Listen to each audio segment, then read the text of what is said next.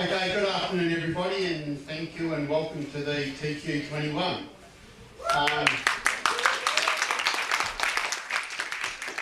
I hope everybody enjoys their ride tomorrow and has a successful completion. Rightio, I'm going to introduce you to our Chief Steward team, starting off with Mark Dunley, our Chief Steward number 1. Alright. And topside Andrew. And Amy's hiding somewhere down the back. And our veterinary team, we've got Hedbeck and Barnes. Number 2 is Rita. Yeah, right down there. And then we've got Emma, wherever she's hiding, in the corner. And Arun's our treatment vet, down there, and course. And John and Kyle.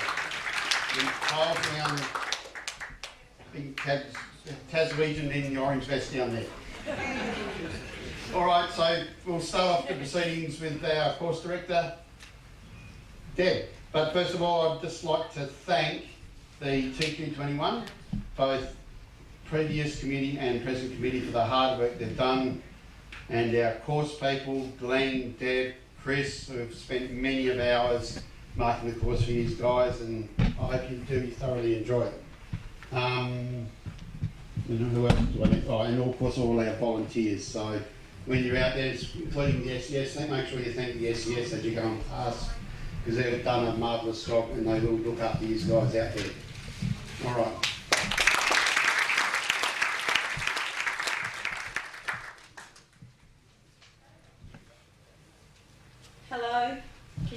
Hello, can you hear me? No. Alright, I've been told not to waffle on and not talk about the spider orchids on leg 2 and 4. So I haven't done that. As you see on this board here, these are the new arrows. Some of you might not have seen them. I find the 5 and the 2 difficult to see at night when I'm in the car. So please, when you go out there, to follow your arrows, make sure you're following 2 and not 5, and vice versa. The numbers seem to shrink the tighter you get. So leg 1 is 40 k's. It's 1 arrow, and there's 3 checkpoints. The first checkpoint is at 10 k's, the second one's at 19 k's, and the third one's at 27. There is a lot of low-hanging branches and sticks and bush and benches over the track. Some parts of this course is overgrown, and I've added the caution signs like I usually do if there's a hole or a root or a small trip hazard or log or stump, anything low and black I tagged. So if you see a caution sign, please proceed with caution. So when you're leaving the racetrack, you'll ride in a clockwise direction, and you'll see the barrier that we've set up with the common arrows, and you're following common arrows out of the racetrack at the offshoot, and then you follow the course around the common arrows around to the totem tree, which will have all the leg numbers on. And then you continue on course following your correct leg number, and when you return you will find another totem pole tree with all your arrows on, changing you back to common arrows to ride in. And when you come in, you'll be coming through the offshoot over there, and when you get to the track you ride in an anti-clockwise direction back here. Is that right? Is it anti-clockwise? Yeah. We're heading out in an anti-clockwise to the clockwise. Okay. So we're coming back as a clockwise. When we go out? No, you're back to front. Whenever you leave the racetrack, you will be riding out this one. You will follow the common arrows. Turn around, dude. I'm so glad you are all paying attention, so none of you are going to get that wrong now, are you? anti-clockwise to the offshoot where the barrier is, and you follow the common arrows out. Is that clear? So when you come in, you will find your common arrows and ride anti-clockwise.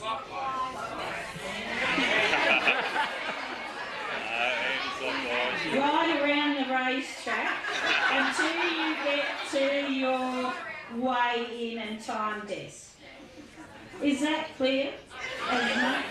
Awesome.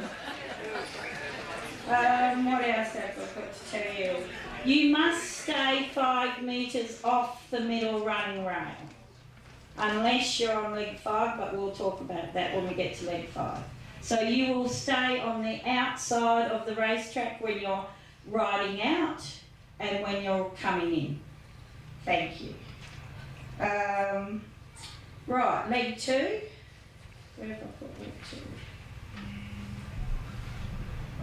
2? You must stay 40 k's. Oh, leg 2 is arrows 2. It's 40 k's. There are 3 checkpoints. The first one is 10 k's. The second one is 20 k's. And the third one is 33 k's. I have put an extra water point on this leg. You'll ride straight past it. It was your old checkpoint.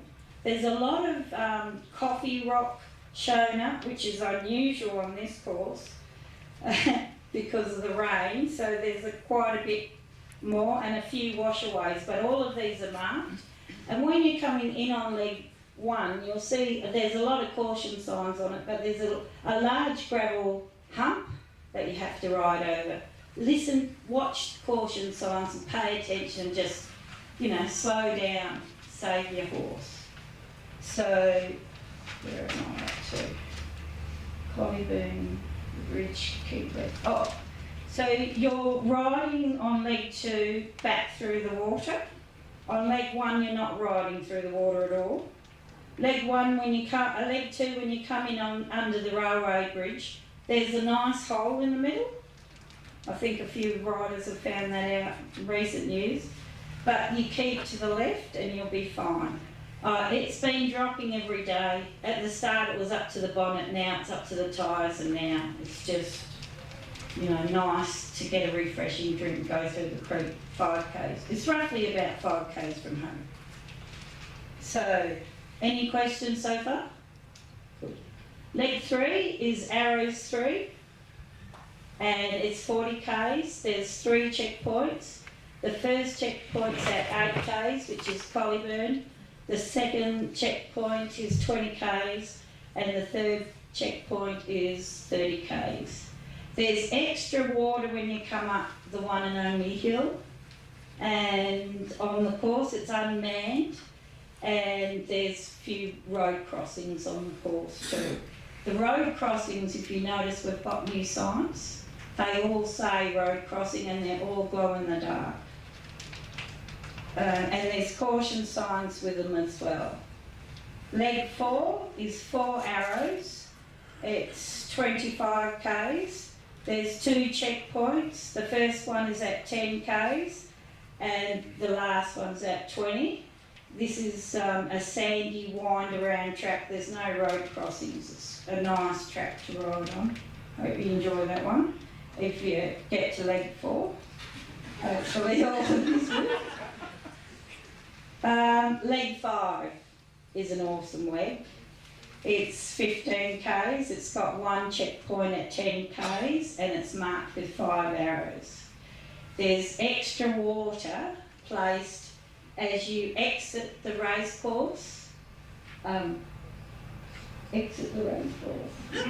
Yep. There's extra water at every entrance and exit to the race course. So there'll be water there and there'll be water over here.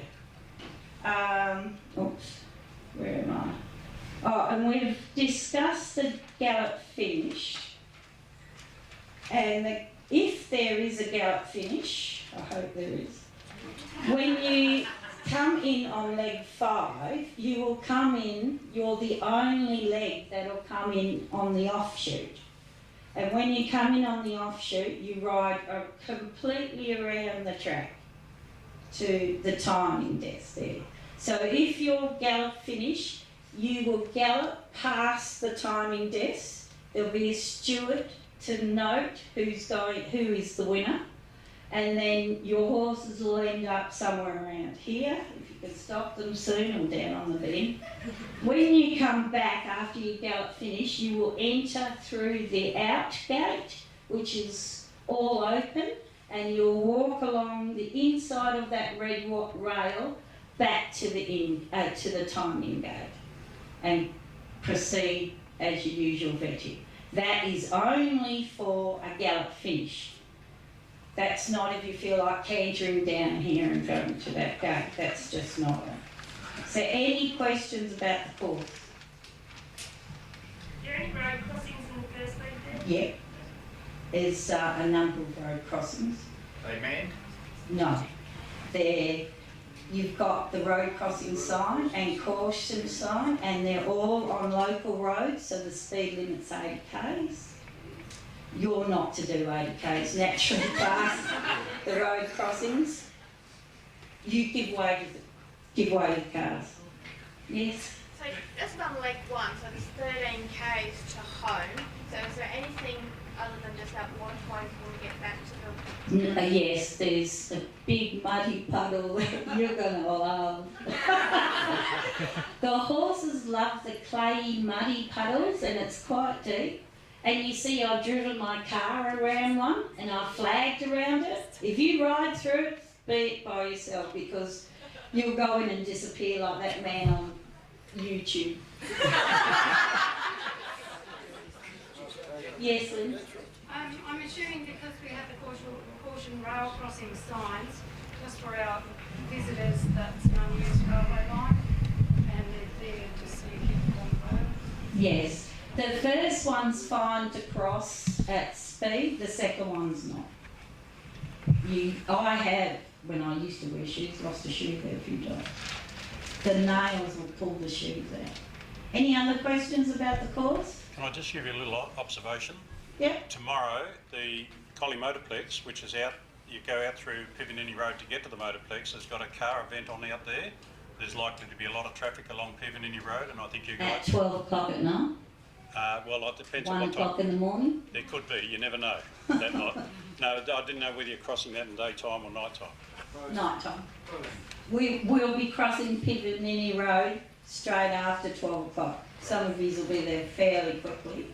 But all the riders will be finished on that particular course, 1 and 2, before the Motorplex opens, and hopefully before the shift workers start. That's why we've gone 1 and 2 and brought 3 around here. Little word of warning, the power lines are in it. Get over it. Yes, Glenn? Would you have had an email to warn people of the road crossings, either side of where the horses cross?